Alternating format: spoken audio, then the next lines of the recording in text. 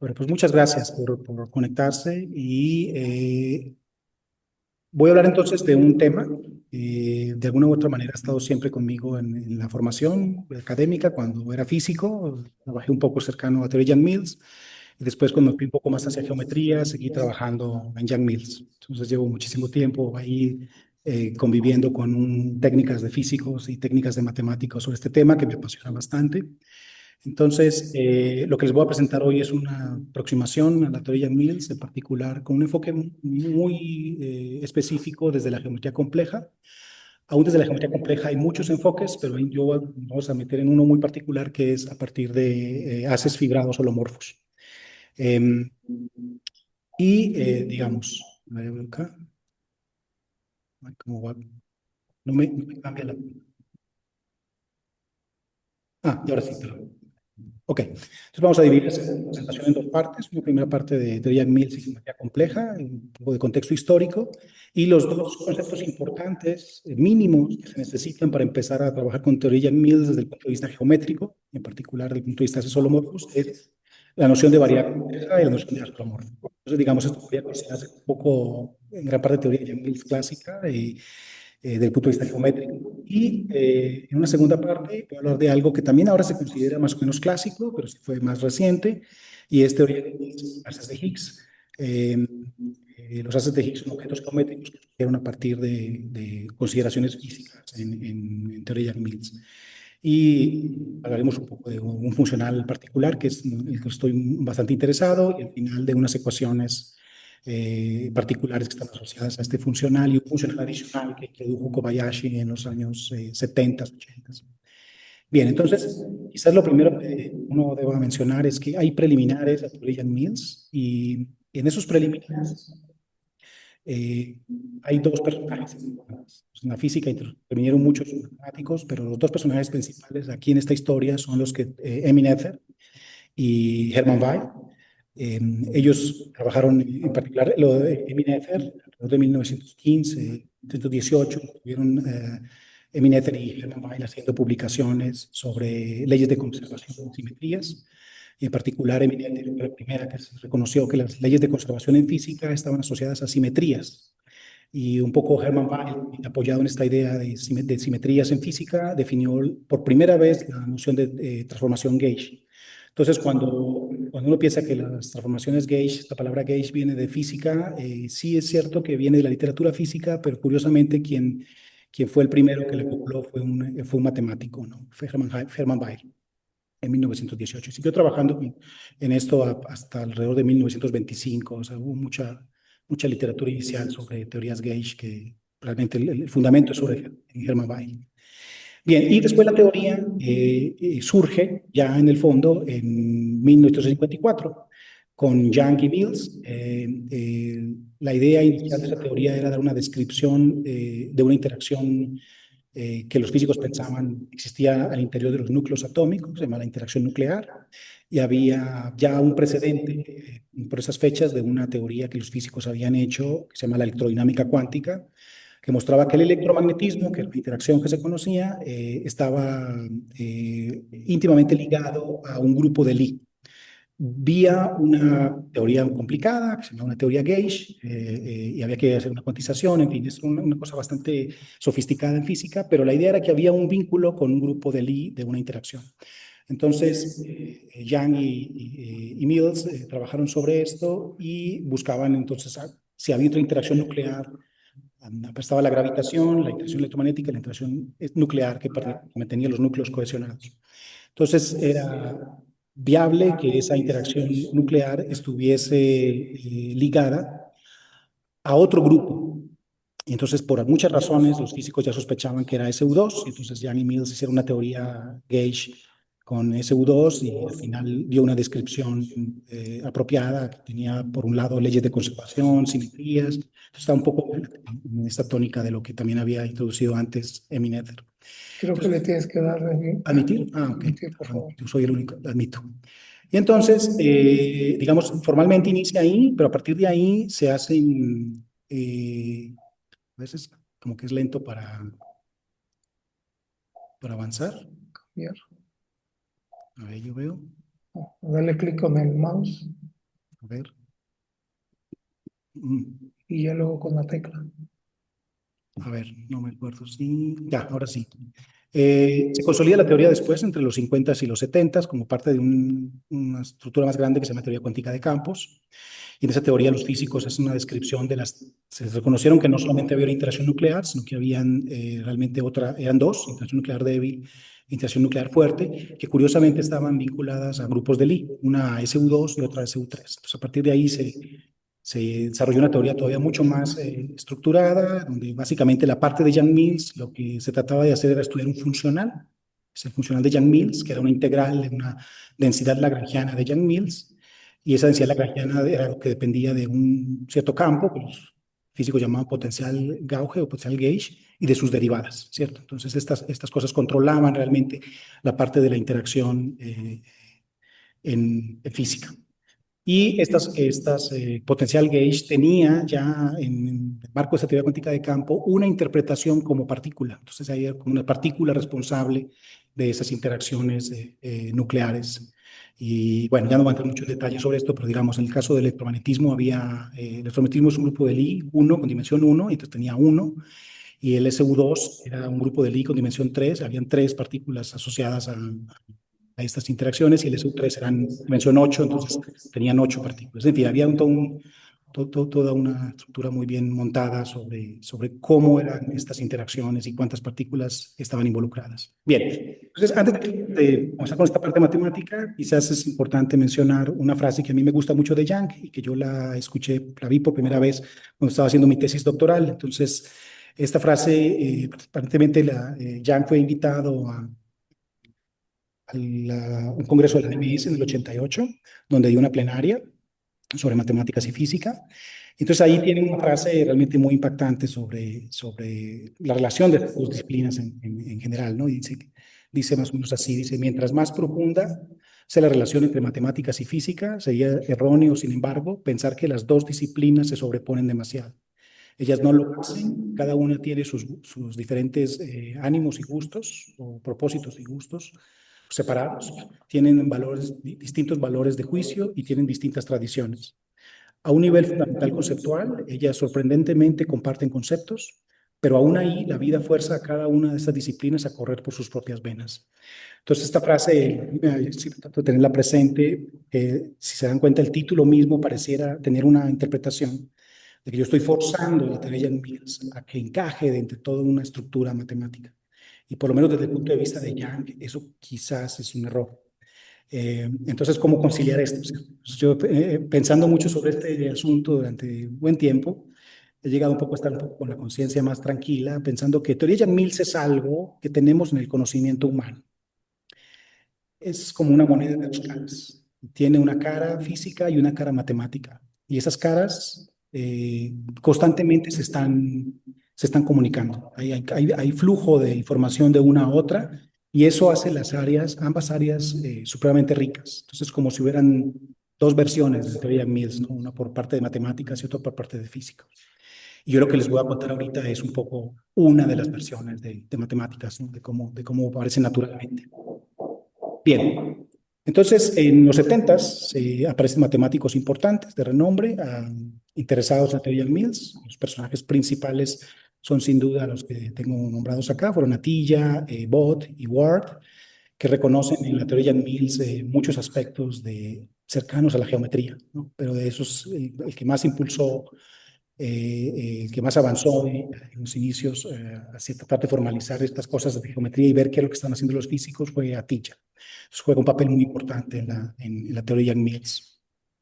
Y en particular en el enfoque que tiene que ver con haces fibrados, hay tres personajes que yo diría que son muy importantes. La teoría de Mills entonces termina, digamos, estrechamente vinculada a la geometría compleja y en particular los objetos de la teoría de Mills, principales de la teoría de Mills, pueden ser asociados a objetos que se definen naturalmente para haces holomorfos en un contexto geométrico. Y pues estos personajes que están aquí abajo son Kobayashi, Uhlenbeck, Karen Uhlenbeck y Yao, y contribuyeron muchísimo al desarrollo de la teoría de Mills en esa forma. Bien, la teoría de Mills ha continuado su desarrollo desde los 50, 60, 70 y hoy en día es considerado un pilar clave en toda la física de altas energías, en particular en física. La teoría de Mills es el único mecanismo que tenemos para entender las interacciones. Pero adicionalmente hay muchos vínculos fuertes con teoría de cuerdas y teoría de gravitación, que esa es otra interacción que no está entrando en escena a primera vista acá, pero que sí en el mundo moderno de la física teórica sí tiene relación. Y en particular hay cosas que los físicos conocen, que se conoce como la correspondencia de Sitter, CFT, la teoría de doble copia, que son aspectos de la física teórica que han sido muy dominantes en las últimas 2 o 3 décadas. Entonces, ahí se ha trabajado muchísimo en estos aspectos que buscan incluso vincular la teoría de Yang-Mills con una teoría cuántica de la gravitación. Y en geometría, la teoría de Yang-Mills sigue siendo relevante porque está estrechamente vinculada al estudio de métricas y de conexiones en haces holomorfos. Y en particular hay vínculos con otras nociones que vienen de otras áreas, que no es geometría diferencial, en particular geometría algebraica y análisis funcional. Hay vínculos con nociones de estabilidad, una estabilidad de Mumford, que viene de la geometría algebraica, y con el estudio de funcionales, que va a ser más un tema de análisis global o análisis funcional. Y al final de la charla les hablaré un poquito más sobre este último tema, sobre funcionales en particular, que es algo que yo he hecho ya durante un tiempo con algunos colegas matemáticos e inclusive con algunos colegas físicos. Entonces, bien, vamos bien hasta acá. ¿Tiene alguna observación, alguna pregunta? Todo bien. Todo bien, muchas gracias. Entonces, vamos a continuar. Entonces, bueno, vamos a empezar.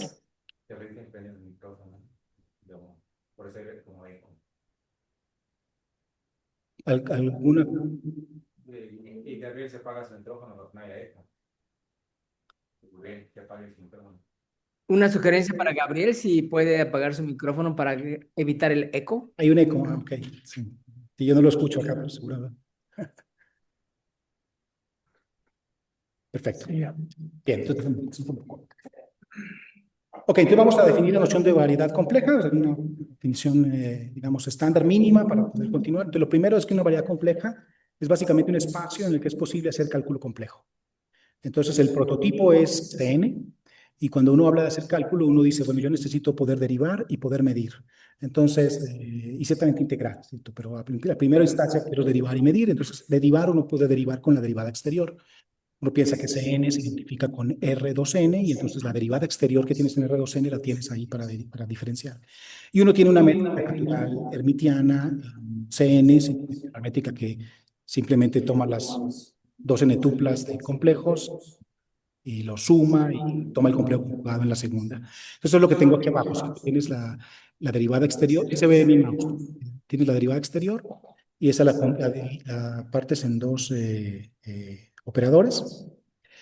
Uno de esos operadores es pues, las derivadas con respecto a la coordenada compleja y otros son las derivadas con respecto a la coordenada compleja conjugada y multiplicados por los de z barras. Y aquí el índice alfa corre del 1 hasta m y estoy usando la convención de Einstein de que el índice repetido suma, ¿no?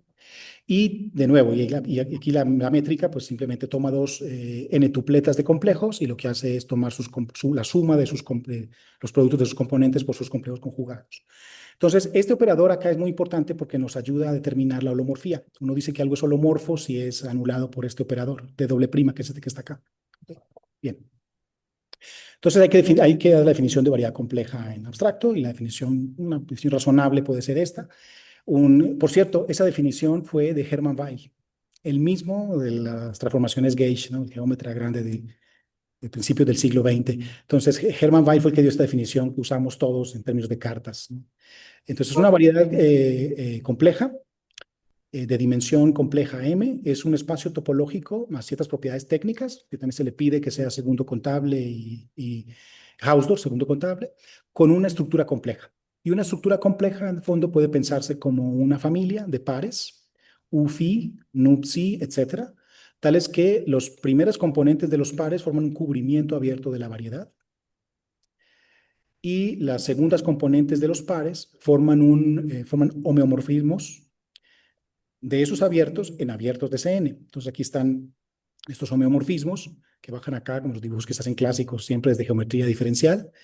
Y lo que uno le pide a esa estructura para que sea una variedad compleja es que cuando hace esta composición abajo de los cambios de de coordenadas, esta función que está aquí abajo definida localmente sea holomorfa, ¿cierto? Entonces uno puede definir esa holomorfía simplemente usando este operador que está aquí arriba para funciones que están a nivel de la variedad. Bien, entonces, dados los sistemas coordenados, uno también puede, digamos, dado cualquier sistema coordenado de estos, digamos UFI, uno puede definir coordenadas locales de manera natural, simplemente proyectando, uno tiene aquí el morfismo, y proyecta con la alfaésima coordenada de Cn, y entonces esta composición te define localmente una función que van a ser las coordenadas zetas, que van a ser los análogos de las coordenadas complejas que teníamos en Cn, que se podían haberse definido globalmente. Aquí solamente se definen de manera local. Bien, entonces, digamos, esto se parece mucho a la parte de geometría diferencial. O sea, es mutatis mutandis lo que ocurre en geometría diferencial, nada más cambiando diferenciabilidad por la condición de holomorfía. Bien, ejemplos de variedades complejas, uno tiene el espacio proyectivo. Uno también tiene que, si cualquier abierto de una variedad compleja está dotado naturalmente de una estructura compleja, simplemente restringe las cartas. El producto de variedades complejas es también una variedad compleja, y ciertamente ejemplos importantes que ocurren en el mundo complejo y que no ocurrían en el mundo real es variedades complejas de dimensión 1. Entonces, tiene una riqueza grandísima de variedades de dimensión 1, está C, está la esfera, está el toro y toros con más asas. Y estas son conocidas como superficies de Riemann. Y bueno, y sobre eso hay toda una literatura muy amplia en geometría compleja, en particular en geometría algebraica. Bien, otro concepto importante que necesitamos es la noción de mapeo holomorfo entre variedades complejas, ¿cierto? Entonces, si tienes dos variedades complejas, M y N, uno tiene una función que va de M en N, entonces uno quisiera decir cuando esa función en abstracto es holomorfa, y entonces lo que uno dice es que esa función es holomorfa si para cada par de sistemas coordenados en M, está acá, y en N, que está aquí, uno hace la composición, la expresión local, que es la que está aquí abajo, y esa expresión local es holomorfa. Y entonces la expresión local de nuevo es algo que está de un abierto de CM, en Cn, entonces se puede definir la holomorfía usando el operador diferencial doble prima que les había mencionado antes. Entonces, bien, adicionalmente también existe la noción de métrica hermitiana en una variedad compleja. Entonces, de nuevo es como el análogo de lo que ocurría en el mundo de geometría diferencial o geometría riemanniana, una variedad diferenciable. Puedes definir el concepto de métrica riemanniana. Aquí análogamente se podía definir el concepto de métrica hermitiana. Localmente se podía escribir de esta manera, ¿cierto? Como ciertas componentes multiplicadas por los diferenciales de las coordenadas que justo fueron los que acabo de definir antes. Estos que están acá. ¿Cierto? Bien. Y el par entonces se llama una variedad hermitiana, ¿cierto? Par de la métrica, de la variedad compleja con la métrica hermitiana. Y resulta que alrededor del 40, en el 45, 44, 45,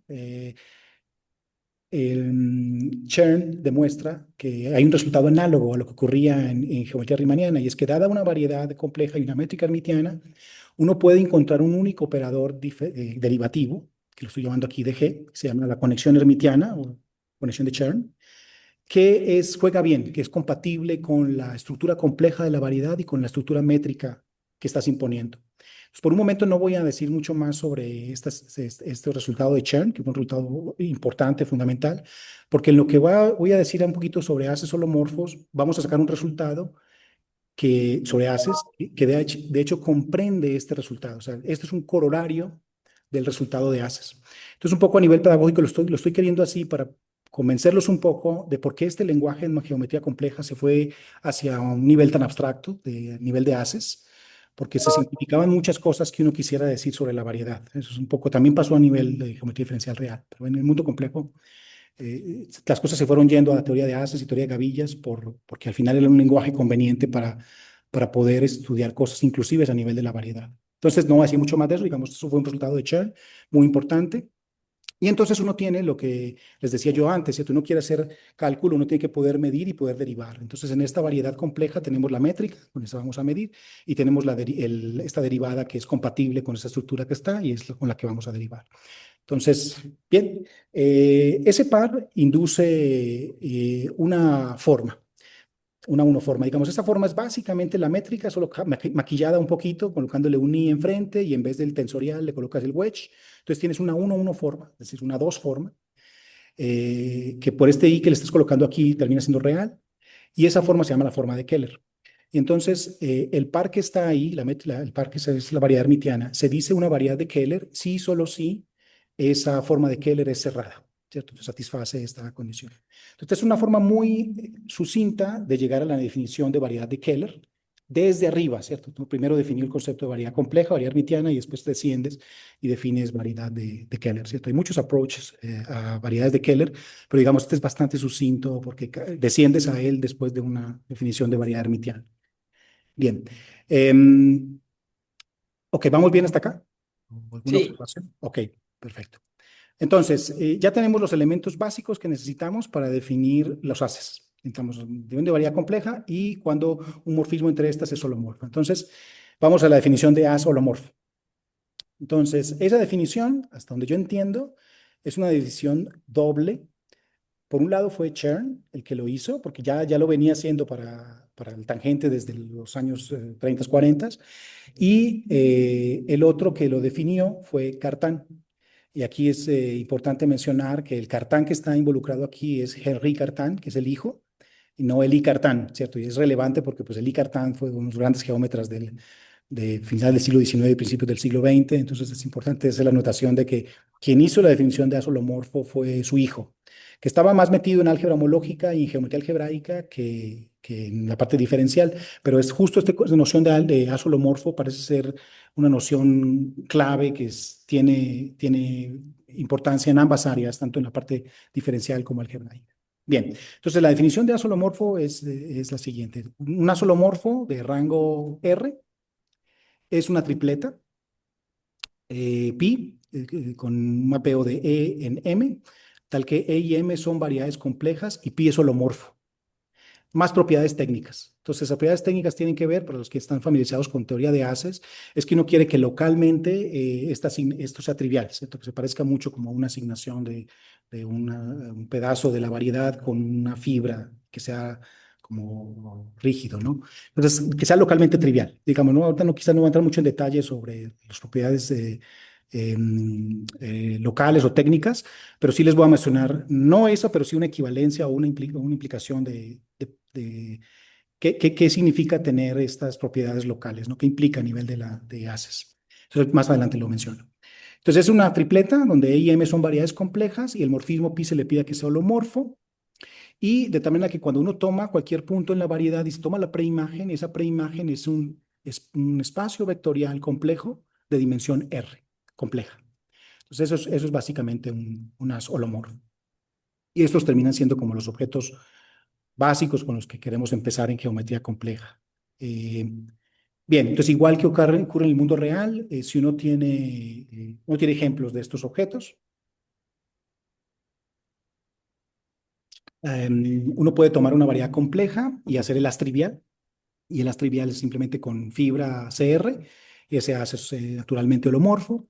Uno puede también tener una noción del haz tangente holomorfo, es un poquito elaborada de la construcción, pero no digamos, lo puedes hacer.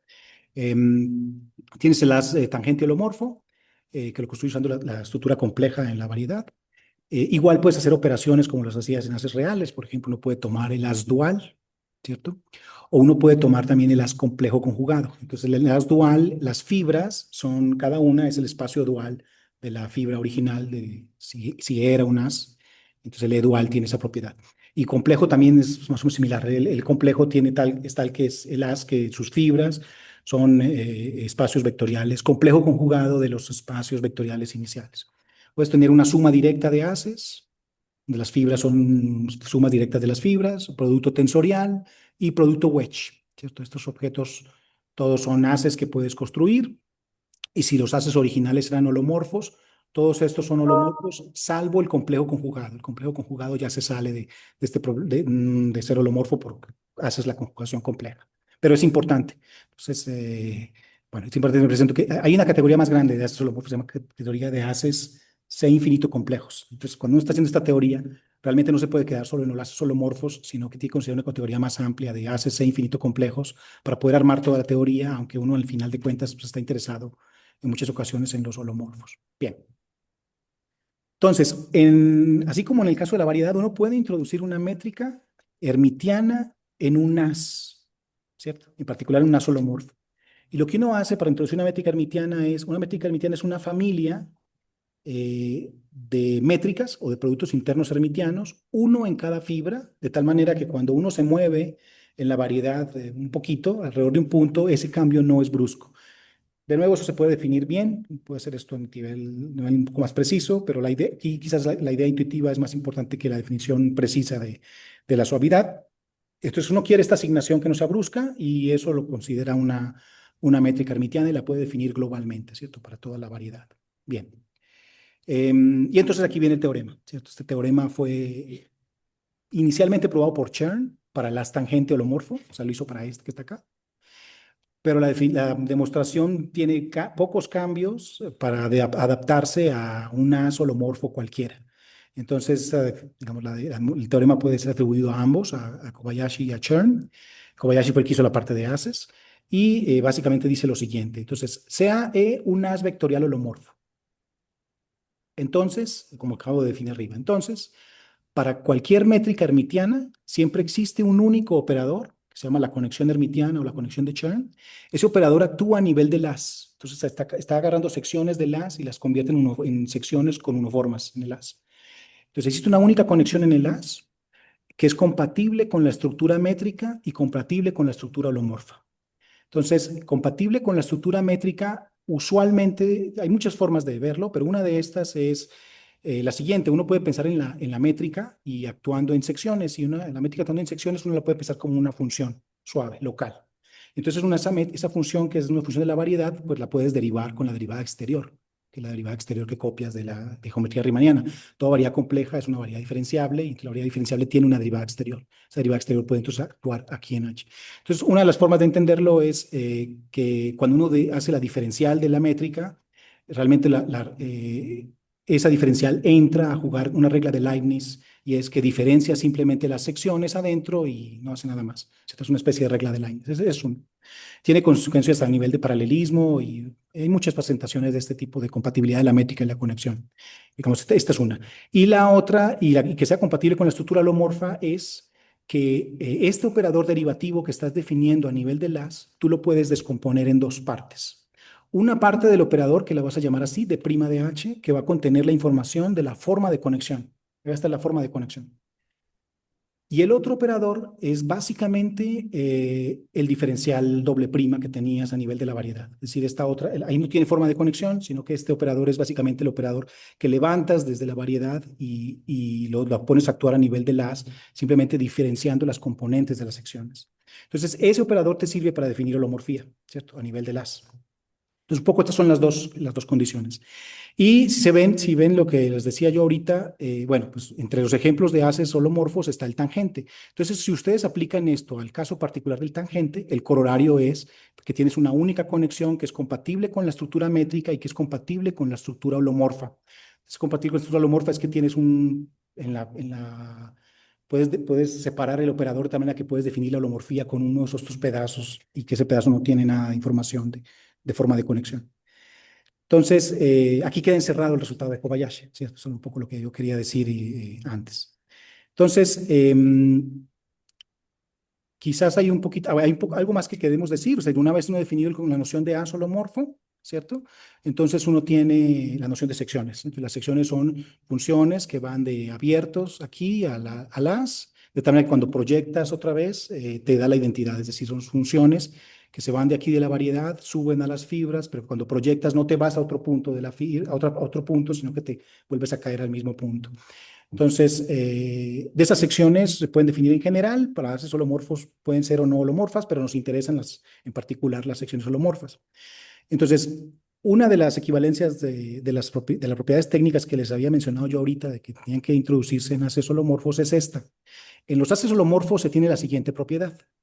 Para cualquier punto de la variedad, siempre existe un abierto, una vecindad del punto, y un conjunto de secciones, conjunto de R secciones. Cada una de estas, SJ, es una de estas. Entonces, aquí la notación es un poco mala porque esta S yo la coloqué pensando en esta S genérica de acá. Pero cuando estoy aquí, lo que estoy diciendo más bien es que tienes R de estas secciones, cada una de ellas es una de estas secciones.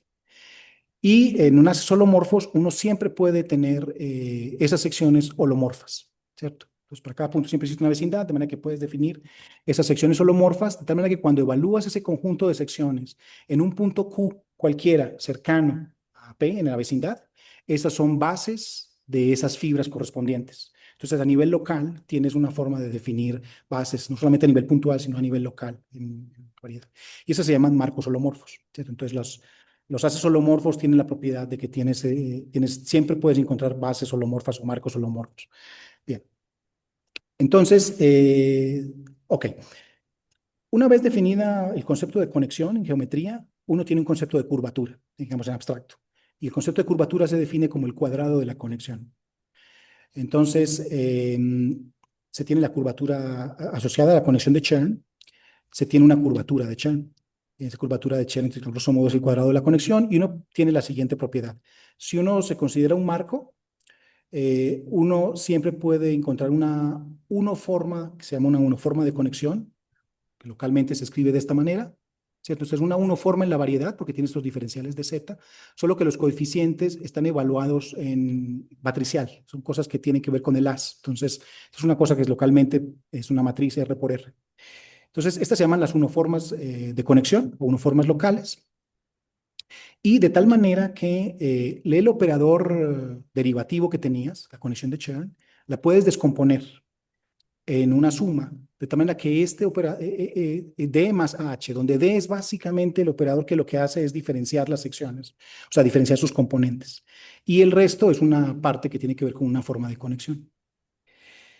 Y si uno entonces toma este marco, entonces no solamente puedes componer la conexión así, sino que la curvatura queda descompuesta de esta manera. La curvatura en términos de la conexión queda en esta expresión, que es una expresión que en geometría hemos visto por ahí seguramente en muchos casos, inclusive en geometría riemanniana, que tiene este tipo de expresiones entre la curvatura y la forma de conexión. Y adicionalmente uno puede pensar, bueno, yo tengo un marco y entonces me dices, ok, puedes definir localmente esta unoforma, que se llama la forma de conexión, y puedes escribir estas expresiones.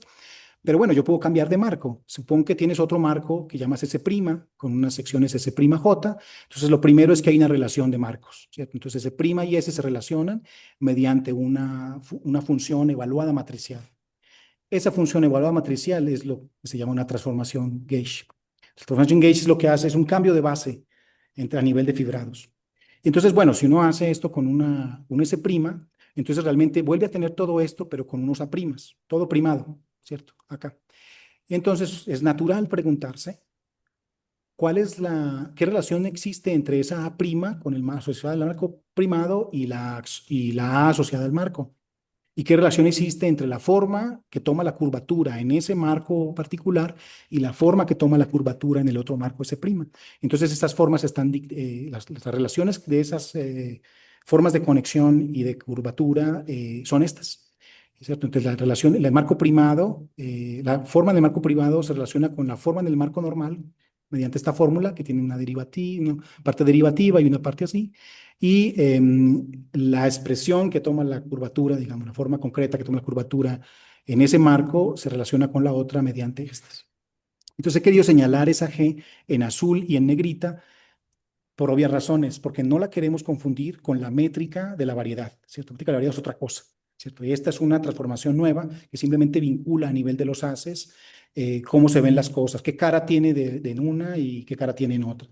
Entonces, lo realmente fantástico de esto es que, si se dan cuenta, hemos llegado aquí en cuestión de unos media hora a definir una cosa bastante abstracta, donde aparecen 4 formulitas que como matemáticos las entendemos, y resulta que estas formulitas, las 4, le aparecían a los físicos en teoría cuántica de campos, con una interpretación muy distinta. Estas expresiones, esto lo llamaban el campo de fuerza, era la fuerza, lo que estaban midiendo, la fuerza de la interacción. Esto tenía que ver con el potencial, esta es la partícula mediadora de la fuerza, y esto lo que estaba midiendo eran unas transformaciones de simetría que existían en las lagrangianas de los físicos. Y esto lo que estaba diciendo era cómo se veía el campo de fuerza en un gauge particular y cómo se veía en otro gauge, entonces la conectaban mediante estas expresiones. Entonces, interpretaciones completamente distintas de esto ya las tenían los físicos. Entonces, eso no podía ser coincidencia. Hay algo muy extraño ahí que encaja perfectamente en un lenguaje geométrico. Entonces, bueno, no sé si tiene alguna observación o algún comentario. Sí, una pregunta. Sí, gracias. Las últimas dos ecuaciones son una especie de conjugación. Sí, la última. Son equivalentes las primas y las no primas bajo esta conjugación, algo así. Exacto. Entonces hay que hacer ajá, eso es una excelente observación, porque dice que como hay una relación de conjugación, si quieres preocuparte por R, en el fondo lo que importa es R. La otra A es una relación de conjugación más un término derivativo. Y eso tiene una interpretación tanto en física como en geometría. Y en geometría tiene que ver con el hecho de que la conexión no es lineal. La conexión satisface una regla de Leibniz, es un operador derivativo. Pero la curvatura sí es un tensor y sí es lineal. Entonces, por eso la curvatura tiene ese tipo de comportamiento cuando se hacen estas transformaciones. Y el hecho de que esa sea una conjugación es clave porque lo que dices es, bueno, en el fondo no me interesa ningún gauge particular. Yo no, así como no me interesa ningún marco particular. Lo que me interesa es considerar pues, todas las posibles expresiones en todos los marcos. Entonces lo que hago es considerar una clase de equivalencia. Entonces me interesan este tipo de estructuras, módulo las transformaciones gauge. Y ahí lo que entiende, ya empiezas a pensar, empiezas a darte cuenta por qué aparece mucho todo este tema de clases de equivalencia en física y en geometría, justo por ese tema de la curvatura. Ok, digamos, aquí el tema importante desde el punto de vista geométrico es darse cuenta que la R y la R' son las manifestaciones de la curvatura en esos marcos, ¿cierto? Son las matrices asociadas, por así decirlos, al mismo concepto de curvatura y no son dos curvaturas distintas, ¿cierto? Es la misma curvatura vista en dos bases distintas, ¿ok? Pero sí, esa es una excelente observación. Entonces, bueno, aquí hay un tema de intersección con física, donde los físicos, la R era un campo de fuerza, y para los geómetras, la R, así como lo estamos viendo aquí, es una curvatura, es la curvatura de la conexión que estás definiendo naturalmente a partir de la métrica. Entonces, esto es lo más clásico en geometría que uno se imagine, ¿cierto? Tienes una variedad, tienes una métrica, la métrica te da una conexión, la conexión te da una curvatura, y con eso te vas, ¿cierto? Entonces, tienes toda una estructura muy bien establecida desde métricas. Bien, entonces,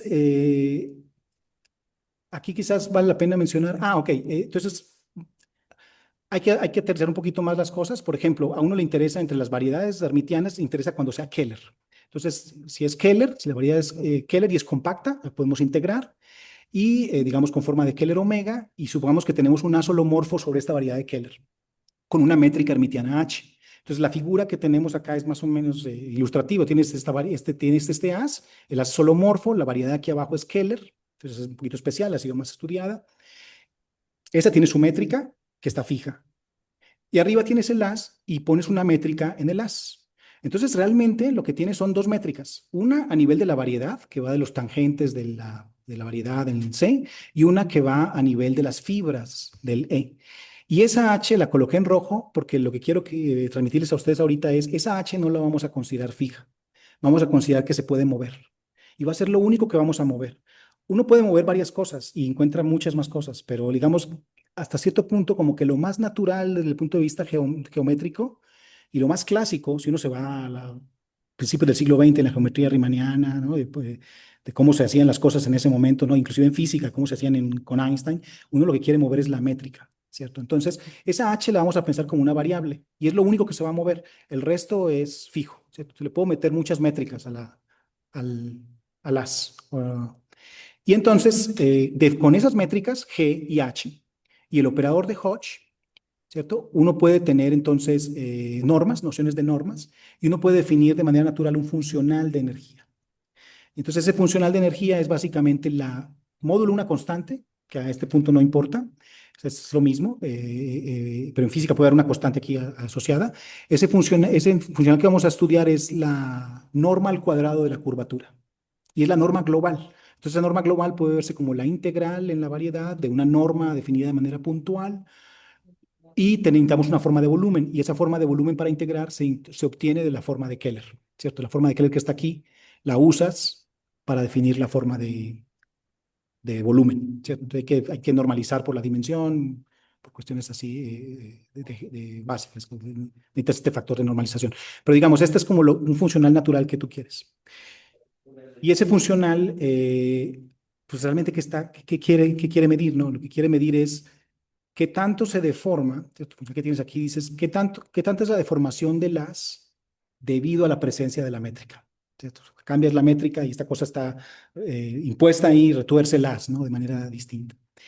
Y resulta que si este funcional, no de manera juiciosa, se pone a reemplazar las apariencias, lo que ocurre aquí adentro, se pone a reemplazarlo en términos de la conexión, ¿sí? De la unoforma de conexión que había definido antes, y lo vuelve a escribir en términos de la conexión, no tanto en términos de la métrica, pues uno se da cuenta que formalmente es el funcional de Yang-Mills. El funcional que han encontrado los físicos, formalmente, si lo abstraes y le limpias toda la información física el ruido físico que no quieres, y quieres ver como la esencia del funcional, ese funcional de Yang-Mills es un funcional de energía, de una norma cuadrada de la curvatura. Está midiendo la deformación que se está dando en este objeto, en este haz, por la presencia de una métrica. Entonces, a este punto ya es quizás obligado mencionar una frase que a mí me gusta mucho de Atiyah, que escribió en un texto, en un libro que es un libro de lectures que él hizo. Él fue invitado a Italia en los 70s, a Pisa, a dar unas lectures sobre Yang-Mills en geometría. Entonces, después de esas lectures salió un libro. Ese libro se llama Geometry of Yang-Mills Fields. Tiene muchísimas cosas en ese libro, una cosa impresionante, pero condensa un poco todo lo que había hecho Atiyah desde unos 3, 4 años atrás, que había empezado a trabajar en estas ideas de Yang-Mills geométrico. Y esa frase, entonces, que está escrita en el libro es la siguiente, tiene que ver justo con este papel dual de Yang-Mills en geometría y física. Dice, esta identificación de campos, campo de fuerza, ¿no? Esta identificación de campos con una distorsión geométrica está en el corazón, está, por cierto, en el corazón de la teoría de Einstein de la gravitación. La diferencia aquí es que esta distorsión no toma lugar en la geometría del espacio-tiempo, sino en la geometría de un espacio ficticio de estados, de una estructura interna superimpuesta sobre el espacio-tiempo. Es el haz, ¿cierto? Esta diferencia hace la geometría relevante menos obvia, e históricamente ambos, en física y en matemáticas, la geometría de los haces fibrados vino después que la geometría del espacio. Es significativo, sin embargo, que ambos, matemáticos y físicos, cada uno por sus propias razones, hayan terminado estudiando estos objetos, los cuales se manifiestan naturalmente en una gran variedad de contextos. Entonces, es un misterio, ¿cierto? Esta cosa, ¿por qué funciona bien de las dos maneras, ¿no? Pero esta es una frase muy, muy bonita de Atiyah, de la forma como entendía las cosas. Atiyah ha sido de lejos el matemático más influyente en física después de Isaac Newton, ¿no? O sea, y en particular en física alta energía es el personaje más influyente que ha existido de matemáticas. Bien, entonces, perfecto. Entonces ya me quedan, ¿cuánto me queda todavía? ¿Unos 15 minutos? ¿Mm? Esperamos estar unos 15 minutos más, tal vez, ¿sí? ¿También? Ah, ok, perfecto. Entonces sí que alcanzo a terminar. Entonces, bien, entonces aquí les voy a mostrar un poco algo más cercano a lo que yo he hecho en mi investigación en teoría Yang-Mills. Entonces resulta que en el año 87 ya venía Atiyah explotando, Atiyah y Hitchin explotando la idea de reducción dimensional en geometría. El proceso de reducción dimensional es un proceso que ha sido ampliamente exitoso en física desde hace 40 años y que tiene muchísimos contextos, y que consiste a grosso modo en que si tú tienes demasiadas dimensiones en un problema físico, que puede ocurrir porque, por ejemplo, en teoría de cuerdas, estas teorías viven en 10 dimensiones, 11 dimensiones, algunas inicialmente veían en 26 dimensiones. Entonces, si tienes demasiadas dimensiones físicas, una estrategia desesperada para tratar de resolver las cosas es pensar que los objetos que quieres solucionar, las funciones o los morfismos o las formas que quieres resolver, no dependen explícitamente de todas las dimensiones, sino que hay algunas que son superfluas. Entonces, eso equivale, digamos, en el punto de vista matemático, como a considerar soluciones en ecuaciones diferenciales que son invariantes bajo traslaciones en ciertas direcciones. Y ese proceso fue extremadamente exitoso en física, ha sido explotado desde principios del siglo XX, y resulta que en un contexto muy particular, en los 80s, los físicos ya habían trabajado con las ecuaciones de Yang-Mills, que inicialmente estaban definidas en 4 dimensiones reales, en R4, eso que era R4 minkowskiano, ¿cierto? Era R4 con Minkowski. Están definidas en R4 y habían hecho reducción dimensional a 3 y habían encontrado cosas interesantes, y Atiyah se dio cuenta de esto y se dio cuenta que podían inclusive pasar al mundo euclidiano y pensar en R4 euclidiano, no había necesidad de estar pensando en minkowskiano. Y faltaba hacer la reducción dimensional de unas ecuaciones llamadas las ecuaciones de Yang-Mills autoduales de 4 a 2, es decir, pensar de R4 a R2. Y ese proceso no lo habían hecho ni siquiera los físicos. Entonces, Hitchin empezó con este estudio en 86-87 de una reducción dimensional de las ecuaciones de Yang-Mills autoduales. Y lo que se dio cuenta es que al hacer esa reducción dimensional, las ecuaciones que le quedaban, que estaban en R2, definían inicialmente en R2, podían ser definidas en abstracto. O sea, a R2 había que pensarlo como S1, como la esfera, en el fondo, ¿cierto? Era mejor pensarlo como compacto. Y, y podían ser definidas en la esfera de Riemann, y no solamente en la esfera de Riemann, sino que podían ser definidas en cualquier superficie de Riemann, que era como una deformación conforme de un plano, ¿no? Entonces, podías definir esas ecuaciones en abstracto. Cuando se dio cuenta de eso, dijo, ya me olvido de todo eso y vamos a tratar de estudiar estas ecuaciones que se conocen hoy en día como las ecuaciones de Hitchin. Y tratando de estudiar estas ecuaciones, lo que se da cuenta es que el objeto primario que estaba atrás era un as holomorfo acompañado de una cierta sección, de un as asociado que se llamaba, que esa sección en la física aparecía, en el lenguaje de los físicos, y lo llamaban campo de Higgs. Entonces él dijo, él lo siguió llamando campo de Higgs, y después vino Simpson y se dijo, mira, esto que está haciendo Hitchin en dimensión 1 para una superficie de Riemann y definir las ecuaciones para un fibrado que está sobre la superficie de Riemann, se puede hacer en cualquier dimensión de la variedad. Entonces vamos a pensar que la dimensión de abajo es una variedad. En principio, Keller, porque es más fácil de manejar las cosas cuando sea Keller. Vamos a pensar que es una variedad de Keller, no necesariamente compacta, pero en los casos de interés muchos será compacta. Entonces pensamos en una variedad de Keller y lo que estamos haciendo es definir arriba un as holomorfo y a ese as lo estoy acompañando de una sección y eso lo voy a llamar un as de Higgs. Entonces el objeto geométrico nació de un análisis de una reducción dimensional de unas ecuaciones que eran de interés en física, entre Yang-Mills.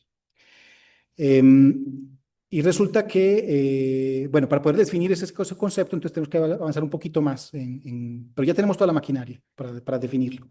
Entonces, tenemos que definir lo siguiente. Vamos a pensar que tenemos un as holomorfo, o sea, cualquiera, sobre una variedad compacta de Keller. Vamos a ver que sea compacta.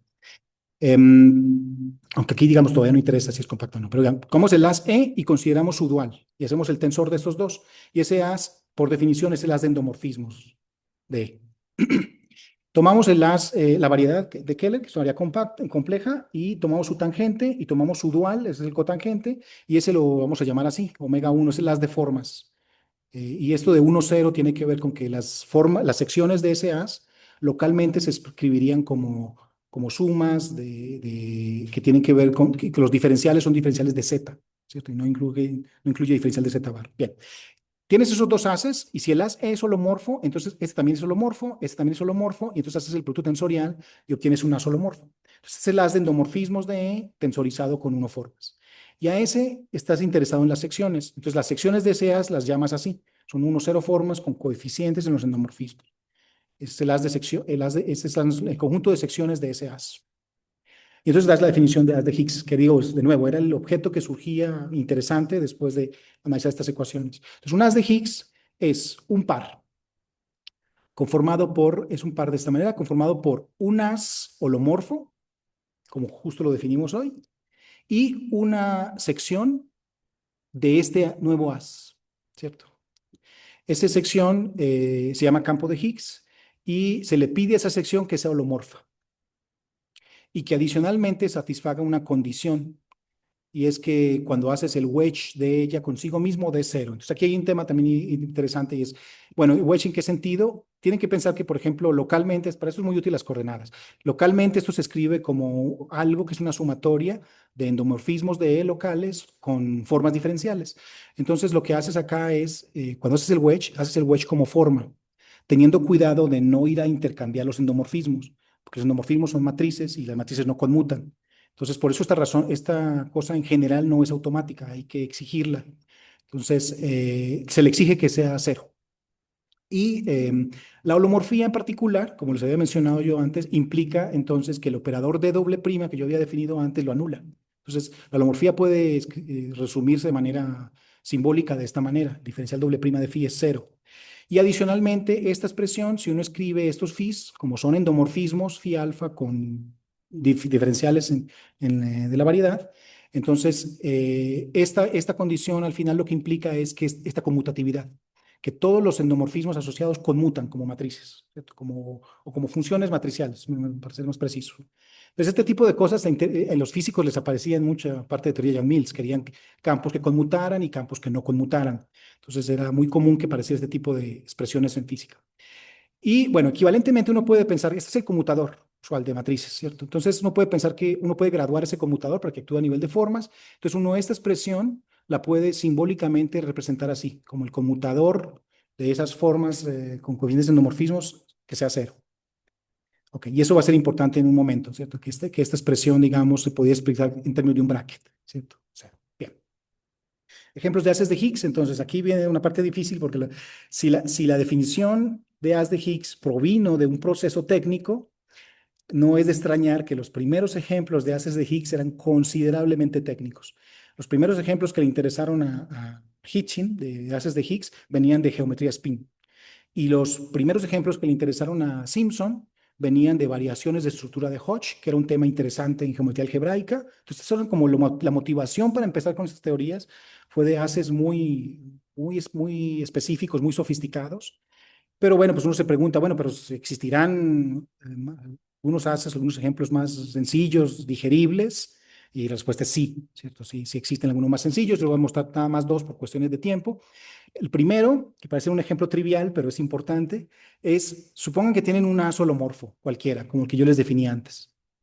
Y a ese haz holomorfo le colocan phi idénticamente cero. Y entonces, si colocan phi igual, entonces este par puede ser considerado como un haz de Higgs. Entonces uno dice, bueno, pues esto es trivial. Sí, pero en el fondo dice algo interesante y es que uno, con este punto uno puede pensar que cualquier haz de Higgs, que los haces de Higgs, de Higgs, perdón, son generalizaciones del concepto de haz holomorfo, ¿cierto? Entonces, si apagas el phi tienes un haz holomorfo, pero si no lo apagas tienes otra estructura más rica. Entonces, los haces de Higgs son generalizaciones del concepto de haz holomorfo. Y eso es relevante en el sentido de que estás encontrando una generalización de un concepto geométrico vía un procedimiento que tenía que ver con física. Ahí te lo encontraste, si no, no te lo hubieras encontrado, ¿cierto? Bien, ese, digamos, va a tener una importancia un poquito más adelante. Y el otro es, si tienes una superficie de Riemann, ¿sí? En general tienes géneros, tienes un género mayor que uno puede tomarse una unoforma holomorfa en esa superficie de Riemann. Entonces, unoforma es una sección del cotangente. Y uno puede tomar el endomorfismo identidad de las. Y el endomorfismo identidad de las lo puedes ver como una sección de las endomorfismos. Y entonces uno puede tensorizar esos dos objetos y lo que obtienes es formalmente un objeto acá. Es una 1,0 forma con coeficientes en los endomorfismos. Y como la forma era holomorfa, entonces este objeto como tal es holomorfo. Entonces este par, E, junto con este lambda, ya es un haz de Higgs, ¿cierto? Entonces, un ejemplo, se llaman haces de Higgs abelianos y pueden tener alguna relevancia en la teoría.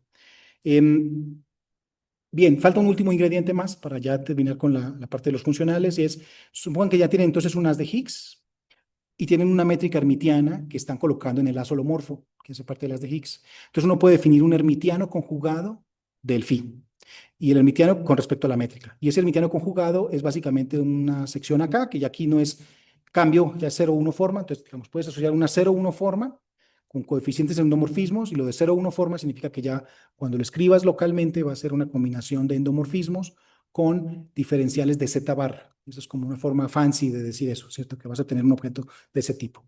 Y bueno, este hermitiano conjugado es formalmente definido con respecto a la métrica. Entonces, es como el objeto que satisface esta expresión, ¿cierto? Es como el adjunto, la definición formal de adjunto, ¿cierto? El hermitiano conjugado.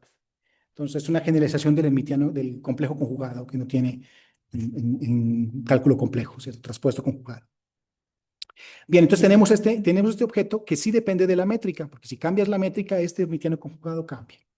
Bien, entonces resulta que en ese mundo de haces de Higgs, pues uno quiere tener una conexión que tenga parte de la información del Higgs. Entonces, uno puede comenzar así. Uno tiene la conexión de Chern, del haz holomorfo. Esa conexión de Chern, como habíamos dicho antes, la puedes descomponer en dos pedazos. Y uno de ellos es este operador que te mide la holomorfía, el operador de Cauchy-Riemann que teníamos del inicio. Y a ese operador, entonces en el haz de Higgs, lo que haces es esa conexión que está ahí, le sumas el haz de Higgs y su complejo conjugado. Y uno puede probar que esta es una nueva conexión. Entonces aquí la diferencia es la caligráfica, ¿cierto? Esta nueva conexión se suele llamar la conexión de Hitchins-Simpson y tiene información del campo de Higgs y de su complejo conjugado. Entonces uno tiene una curvatura, ¿cierto? Toda conexión tiene una curvatura, entonces tienes una curvatura acá que se llama la curvatura de Hitchins-Simpson y es una especie de curvatura aumentada, ¿cierto? Por estos términos en azul. Entonces esa curvatura, si uno se pone a descomponerla, se da cuenta que esa curvatura de Hitchins-Simpson es la curvatura original clásica, la R, de Chern, y tiene un efecto que tiene que ver con estos phis, entonces tiene estos términos adicionales, tiene 3 términos adicionales que tienen que ver uno con el conmutador de phi y phi barra y otros con derivadas de los phis y de phi barra. Y entonces es completamente natural pensar en el ejercicio que habíamos hecho antes. Una vez tienes la curvatura, tú quieres estudiar un funcional asociado a la curvatura. Entonces piensas que la variedad es de Keller y piensas que es compacta. Aquí solo necesito que sea compacta para poder integrar con forma de Keller omega. Y entonces de geometría compleja, pues uno quiere de inmediato estudiar un funcional de energía que se va a llamar el funcional de Yang-Mills-Higgs. Esta es una forma. Los físicos tienen varios nombres para Yang-Mills-Higgs. Hay otro funcional de Yang-Mills-Higgs que entra en otro contexto. Yo no voy a entrar mucho en detalle sobre eso, pero pueden ocupar el nombre más de una vez en situaciones distintas, ¿cierto? El cual puede ser potencialmente confuso, pero digamos, aquí en este contexto particular, en haces de Higgs, el funcional de Yang-Mills-Higgs es el que está asociado a esta curvatura y es básicamente pues, la norma cuadrado de esta nueva curvatura. Entonces aquí lo que tienes es, de nuevo, como para hacer recapitular, tienes un haz, este es un haz holomorfo, esta es una variedad de Keller que es compacta, tienes el haz aquí, tienes el campo de Higgs que también lo fijas y lo único que vas a mover es la métrica y quieres estudiar ese comportamiento. Bien, entonces ya con esto vamos a terminar. Es de interés el estudio de puntos críticos de este funcional, desde el punto de vista geométrico.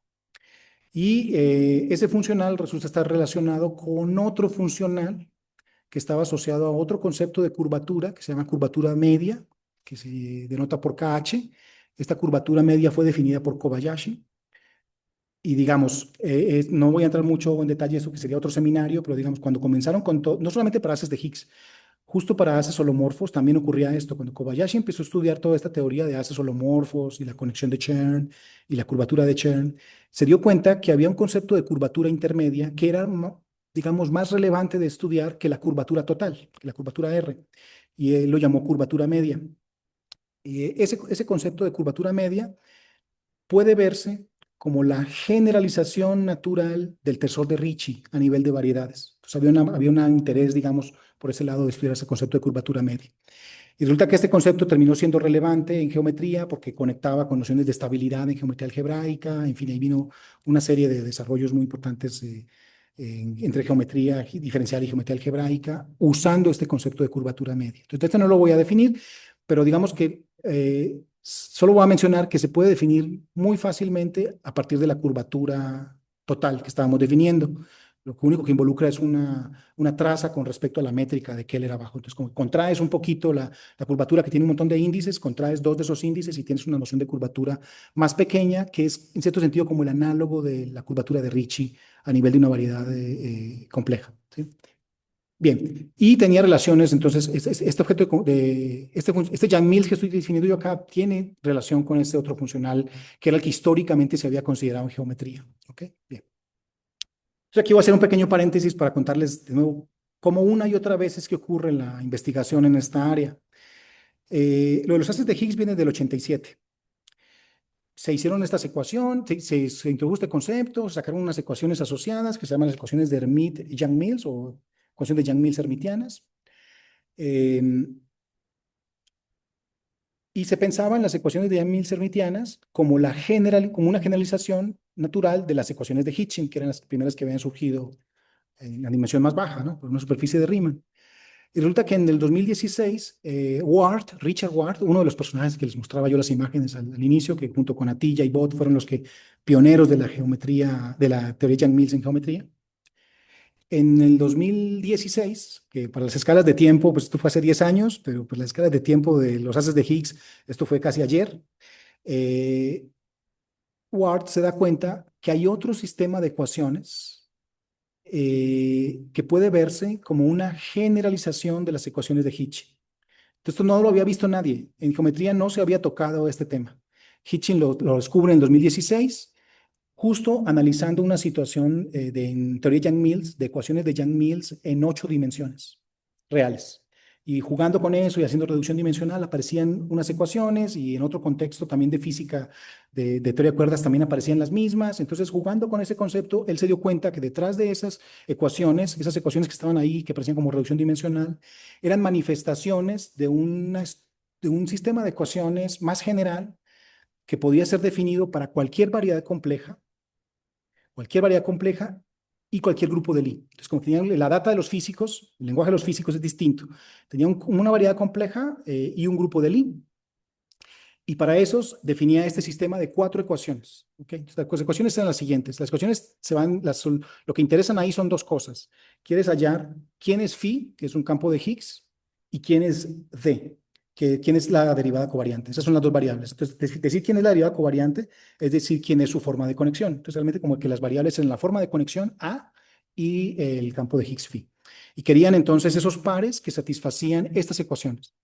El phi tiene que ser paralelo con respecto a la conexión. Si sacas la curvatura y se quedas con la componente 1, 1 y haces esto, tiene que ser 0. Si haces el bracket de phi consigo mismo, debe ser 0.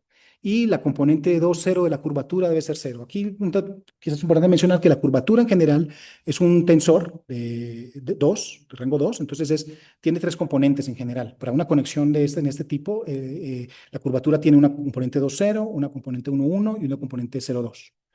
Entonces, necesitaban esos pares, ¿cierto? Los físicos, de ecuaciones, de pares de ideas que satisfacían estas condiciones.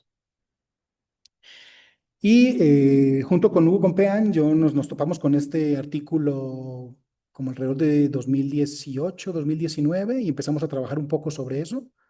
Como el 2018 debe haber sido que nos topamos con este artículo, no mucho después de que lo habían mencionado. Y empezamos a descubrir cosas. Había que traducir el diccionario de los físicos, que no está hablando de haces, nada más está hablando de variedades. Se dan cuenta que nada más definió una variedad compleja y un grupo de Lie. Pero si se dan cuenta, si uno ya está como geómetra, uno piensa, bueno, un grupo de Lie, entonces tiene asociado una álgebra de Lie. Y esa álgebra de Lie, pues es un espacio vectorial complejo. Entonces yo puedo pensar en un haz que está con esa fibra, el álgebra de Lie, sobre la variedad compleja. Y si le pongo un poquito más, yo quiero pensar que quizás hay una métrica aquí también involucrada, entonces puedo pensar en el lenguaje de haces, ¿no? Entonces, en el 2018, 19 empezamos a pensar en estas cosas, junto con un colega de física del CIMBESTAF, con Hugo Compeán. Y resulta que descubrimos lo siguiente: si uno se pone a mirar estas ecuaciones en física, se da cuenta que de esas 4 ecuaciones, 2 se satisfacen automáticamente si uno no piensa en la variedad como tal, sino que piensa en un haz sobre ella y define las ecuaciones para ese haz. Eso en el fondo lo que estaban haciendo ellos, nada más que le estaban haciendo la simétrica, nada más con conexión y phi. Entonces defines las ecuaciones en ese haz, y si piensas en un haz de Higgs y tomas como conexión la conexión de Chern de una métrica, entonces 2 de esas 4 ecuaciones se satisfacen formalmente. Claro, porque una de esas ecuaciones es esta, y si se acuerdan, esa condición, les he dicho que la recordaran, es equivalente a la condición que se le impone a un haz de Higgs. Un haz de Higgs, el phi wedge phi debe ser 0, eso es equivalente a esta condición. Entonces, si con eso es un haz de Higgs ya se satisface, y si tienes la conexión de Chern tiene la propiedad de que su curvatura 2, 0 es 0. Entonces, como que después de meditar un poco sobre esto, te das cuenta, pues ya quiero, si el objetivo es resolver estas 4 ecuaciones, yo empiezo con estas 2 de gratis, si simplemente pienso en un haz de Higgs. Ese es el objeto básico donde no las puedo resolver. Y las otras 2 ecuaciones, pues me preocupo de las otras 2. Entonces resulta que las otras 2 las puedo simplificar un poco, porque uno sabe que en el haz de Higgs el phi es holomorfo. Y si el phi es holomorfo, entonces cuando yo le aplique toda esta derivada, y ya la estoy reemplazando por esta, pues nada más que me queda con la prima, porque la doble prima en phi es 0 porque es holomorfo. Entonces, esta se simplifica un poquito a esto. Y justo como es la conexión de Chern, la curvatura 1, 1 es toda la curvatura.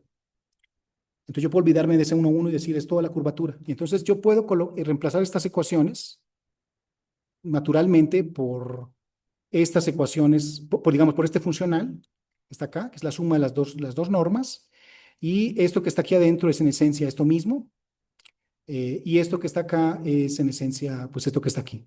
Entonces pedirle a una métrica que solucione estas ecuaciones es encontrar una solución a estas otras dos ecuaciones.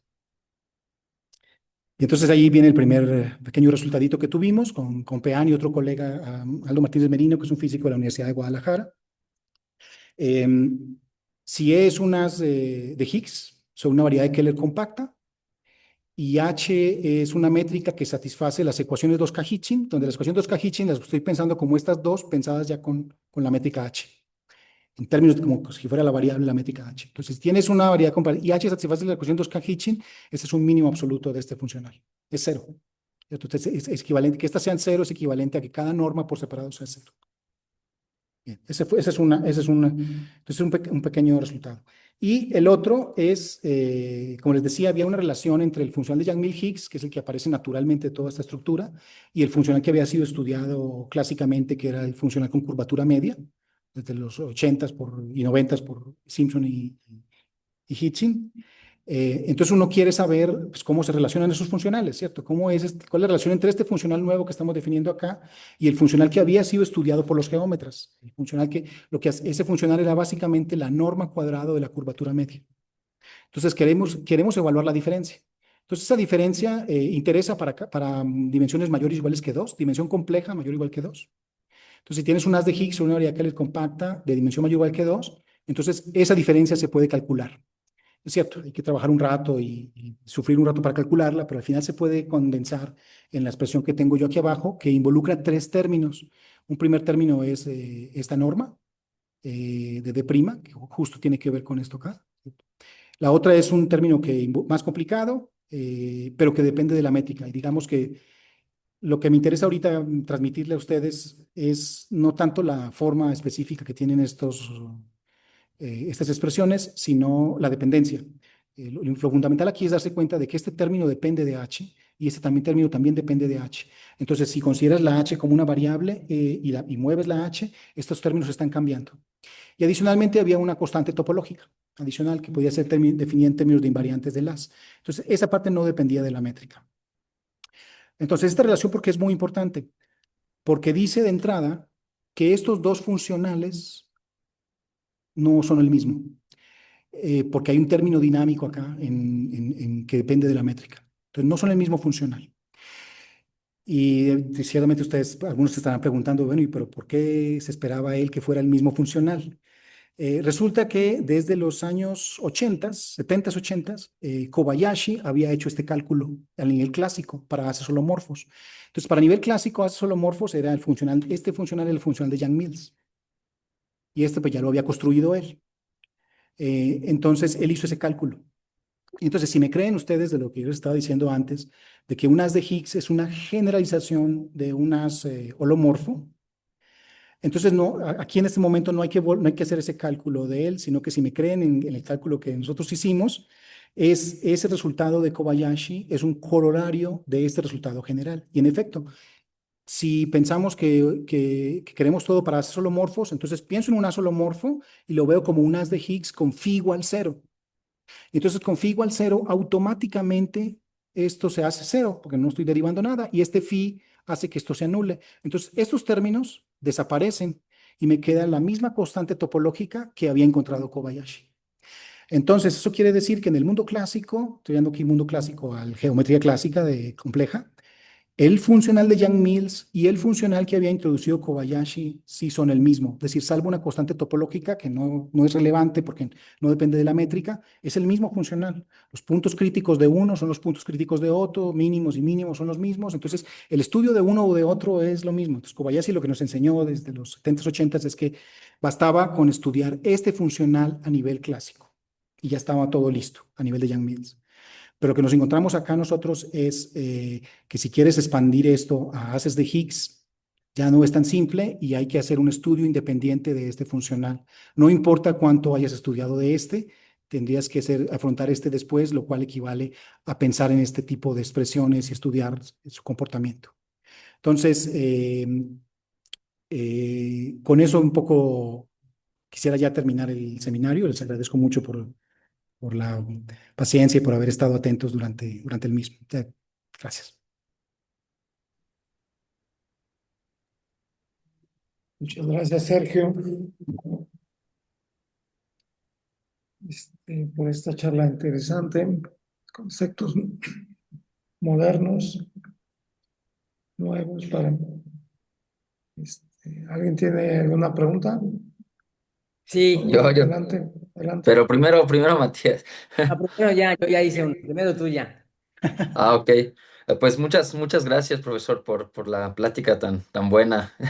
Bueno, a mí que me fascinan estas cosas, me intrigan muchas cosas respecto al punto de vista matemático. Y bueno, quería preguntarle una, si nos podríamos ver en algún momento para hacerle más preguntas técnicas al respecto. No sé si sea posible, pero yo ahorita estoy trabajando justo con lo que dice Atilla. Yo creo que a eso se refiere, pero yo estoy trabajando pues en relatividad general, pero desde el punto de vista de Cartan, ¿no? A la Palatini. Y entonces, pues los funcionales que me salen a mí, pues son tipo Yang-Mills, pero desde el punto de vista de Rela. Entonces, estoy trabajando con estas conexiones y Ándale. y O sea, tienes el funcional exacto. en términos de conexiones. Sí, La exacto, variable es una exacto. conexión. Ok. Ujú. Sí, sí, exacto. Entonces, este tipo de funcionales que salen al final, los de las secciones de Higgs, pues a mí me aparecen, pero con secciones de otras cosas. Y entonces, los físicos no les importa nada de cuestiones de diferenciabilidad. Y bueno, uno puede publicar y estar perfectamente, ganar premio Nobel, aunque no sea diferenciable tu acción. Pero a mí me interesa saber un poquito, al menos, si es diferenciable y cuáles son las técnicas que se usan. Entonces, mi primera pregunta, así como muy concreta respecto a esto, es justo a la hora de sacar los puntos críticos de esta acción, de la última que puso, o Sí. la primera que estaba antes cuando definió la primera acción de la curvatura, y se preguntó por puntos críticos. ¿Cómo es qué se hace? O sea, lo hace muy con técnicas de análisis funcional o más o menos simplemente uno saca la variación y, y pues, no sé. Tu intuición es muy Sí, buena. Sí, hay que hacer cálculo variacional. Hay que sí, calcular exacto. la derivada de esto cuando incrementas la h con un delta de h. Sí, Ese es sí, el cálculo exacto. variacional y sacar Euler-Lagrange. Sí, sí, sí, exacto, Entonces, este exacto, cálculo exacto. lo hizo Kobayashi en los 80s, 70s, o sea, el libro es de los 80s y ya no me queda claro si desde los artículos iniciales que son de finales de los 70s ya Kobayashi había hecho algo de esto. Mm. Pero en los 80s que sale el libro de él, ese libro es el que estoy hablando de Kobayashi, no es el otro que es el Kobayashi no Mitsu, que es lo adoran algunos y otros lo odian, ¿no? Yo lo odio y lo adoro al mismo tiempo. Ok, Al mismo pero tiempo. ese no es, ese de Kobayashi no Mitsu, que son unos bloquezotes así inmensos, ese no es. Eh, Hay otro que se llama Differential Geometry of Complex Vector Bundles. Y en Ujú. ese libro él desarrolla toda esta teoría y hace la conexión con estabilidad. Entonces, un Ok. punto central de ese libro es el concepto de curvatura media, las soluciones a esas ecuaciones de curvatura media, que son las ecuaciones que él llamó de él llamó Hermite-Einstein o Einstein-Hermitianas, como una Ujú. generalización de Keller-Einstein. Y después llegó Uhlenbeck y Yau poco después, en el 87, y hicieron algo todavía más general y la llamaron Hermitian-Yang-Mills o Yang-Mills-Hermitianas. Entonces, el nombre Yang-Mills-Hermitianas es sinónimo de Hermitian-Einstein, pero son en el fondo lo mismo, lo que Ujú. Ujú. Ujú. he visto por artistas distintos, ¿no? O sea, por matemáticos distintos. Yao fue el que venía muy metido, muy clavado en estas cosas de física. Entonces, bueno, para Sí. centrarme un poco en eso, sí se necesita hacer el cálculo variacional. Puedes sacar las ecuaciones de Euler-Lagrange de esto. Y resulta que las ecuaciones de Euler-Lagrange, bueno, entonces digamos, Kobayashi lo que se dio cuenta es que este funcional que está aquí es en el fondo el mismo de la curvatura media. Ujú. Se Ujú. preocupó Sí. del de funcional de curvatura media. No le dio nombre, pero le dijo, este va que se va a estudiar. Y los puntos críticos y sacó la ecuación de puntos críticos. Primero se dio cuenta que los mínimos de ese funcional, los mínimos son en particular críticos, pero los mínimos de ese Ujú. funcional son soluciones a las ecuaciones de Hermite-Einstein, que son como Ujú. los equivalentes a métricas de Keller-Einstein, pero en el mundo de Access. Ah, Entonces, ok. los mínimos son esas soluciones. Y después demostró algo más general, dijo, bueno, ¿y qué pasa con los críticos? Entonces ahí hizo la ecuación de Euler-Lagrange. Y la ecuación de Ujú. Euler-Lagrange, eso es relativamente, bueno, sí hay que trabajarle un rato, pero sí se sale, es algo que estándar, ya tenemos las técnicas para hacerlo. Y esa ecuación es increíblemente una ecuación de paralelismo, es decir, la Wow. ecuación de Euler-Lagrange de ese funcional es es la siguiente, es derivada covariante de la curvatura media igual a cero. Es decir, lo que te está diciendo la Ujú, ecuación de Euler-Lagrange ujú, de este funcional en el fondo, porque es lo mismo que el otro, es eh, los puntos críticos de este funcional son en general métricas, tales que su curvatura media es paralela con respecto a la conexión. ujú. Al ser Ok, paralelas tienen ciertas wow. propiedades, ¿cierto? Se puede uno ir Sí, de fibra en sí, fibra y sí. si diagonalizas en un punto, esa diagonalización en un punto que la haces con un marco holomorfo y los marcos tienen ángulos, la puedes trasladar por transporte paralelo a otro lado y eso no se te daña. Y eso fue una propiedad clave, digamos. Entonces, bueno, eso es la Wow. ecuación de Ok. paralelismo. Entonces, bien, bien bonito, ¿no? Sí, sí. Y probó algo más general. De hecho, probó lo siguiente. Y bueno, una haz de estos puede tener un funcional de este tipo. ¿Y qué pasa si tienes un punto crítico que no es mínimo? Y dice, bueno, sí, satisface la ecuación de Euler-Lagrange, que es la derivada covariante de la curvatura media igual a cero, pero quieres saber algo más. Dice, bueno, ¿y eso cómo se relaciona con los mínimos o cómo los clasifico, ¿no? Entonces, viene un problema de Mm, clasificación de puntos críticos del funcional. Y entonces lo que demostró Kobayashi, y esta es una parte dura, porque tuvo que pegar de muchas partes, de teoría de holonomía, teoría de Yang-Mills, geometría sí, sí. compleja, o sea, es una cosa que armó desde muchos lados y prueba lo siguiente. Si tienes un haz holomorfo y tienes el funcional de curvatura media, que es en esencia este mismo, entonces, si una métrica es un punto crítico de ese funcional, entonces ese haz necesariamente lo puedes partir en una suma de haces, Ok. todos holomorfos, que eso es una cosa que no está del todo trivial en geometría compleja, es decir, tú puedes tener un haz holomorfo y la descomposición puede no ser holomorfa, puede ser solamente de haces a Ujú, infinito, pero la descomposición es holomorfa. Entonces puedes descomponer el haz en una suma de infinita de haces holomorfos, de tal manera que la métrica, que es un punto crítico, cuando la pasas, la restringes a cada uno de los pedacitos, de los sumatorias, de los componentes de los haces, es una métrica de Hermitian-Yang-Mills en cada uno de ellos. wow. Entonces, con Ok. eso se clasificó por completo los puntos críticos del funcional Yang-Mills. Eso ya no es Wow. misterio. Eso no lo sabía. Qué increíble, profesor. Sí, Ok, es muy bonito. gracias. Eso aparece como Wow. en la mitad del capítulo, la mitad del libro de Kobayashi. Ahora, si te podrás imaginar, si el Kobayashi no Mitsu es denso, Sí. este otro libro es denso al cuadrado. O sea, sí hay Oh, que tener no. mucho cuidado. Pero bueno, lo que uno puede hacer es cursos. Uno puede hacer Pues cursos sí. para acercarse a estas cosas. Y en alguna vez en el instituto yo he dado algunos cursos de posgrado donde hemos hablado Ah, de estos temas de, ¿de qué? De geometría diferencial de haces complejos. Igual y hasta a corto plazo puedo volver a hacer uno y bueno, pues, si estás por ahí, de sería una, maravilloso. Sería te maravilloso, puedo, te profesor. puedo Pues sí. dar el dato. Voy a dar un seminario sobre Yang Mills ahorita en el instituto, pero es un seminario, digamos, todavía muy básico, muy cargado a la física, pero lo voy a Mm. hacer de manera híbrida y empiezo la semana Ah, entrante supuestamente. Entonces, bueno, si me escribes un correo, wow, sería maravilloso, sí. quieres asistir y quienes quieran asistir también de los que están en Mérida son bienvenidos, como oyentes. Gracias. Entonces voy a probar a ver si funciona bien lo híbrido, porque todas estas cosas tecnológicas, ya ve que falla el micrófono, yo espero que no haya problemas, pero quiero hacer un seminario sobre Young Mills Ah, de muy manera muy bien. básica, o sea, todavía no vamos a hacer, todo esto de ACES no lo vamos a hacer, es todavía, yo consideraría esto un segundo curso. Ujú, ujú. Pero Sí, bueno, sí. es un poco para mencionártelo. Y entonces un poco Perfecto. lo que estamos haciendo nosotros ahorita es interesarnos por este funcional Higgs y empezar a ver, pues bueno, si hay que estudiarlo, pues hay que estudiarlo en algún momento y tienes que empezar a concentrarte en este tipo de expresiones, en el Bien. comportamiento de estas expresiones cuando haces cálculo variacional. Y eso no lo hemos hecho, es decir, eso todavía está en stand-by. Sí, ahí está, interesante. Ok, Pero bueno, bueno. gracias, Gracias, profesor. profesor. Sí. No, gracias, gracias. Si me escribes un correo o quien me quiera escribir, me Sí, mencionan y sí, yo sí, yo le, les le voy a agrego a la escribir, lista. profesor. Ok, Sí, claro que gracias. sí. Sí, gracias. Adelante, Matías. Sí, bueno, una cosa nada más de generalización. Si la curvatura de Ricci nueva es como una contracción de la R, ¿no se ha pensado en la escalar también como algo similar? La escalar en este contexto. Sí, sí está la escalar. Sí está la escalar y de hecho se puede definir bien como justo también como la segunda con la otra contracción, ¿no? Como contraer todavía un poquito más para que dé una escalar. Sí se ha pensado, sí hay cosas.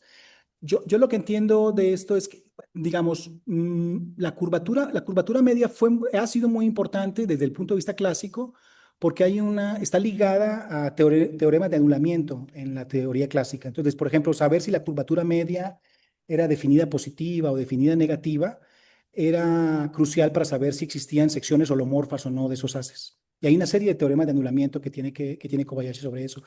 Y ahí, entonces, digamos, no sé hasta qué punto, es una muy buena pregunta, no sé hasta qué punto la curvatura media empiece también a jugar algún rol acá. Digamos, quizás sí, pero sería responsable de mí decir en qué punto. Yo, por ejemplo, que lo he visto, con todo lo que he trabajado con haces, me basta la curvatura media. Pero si sacas la traza de la curvatura media, obtienes la curvatura escalar.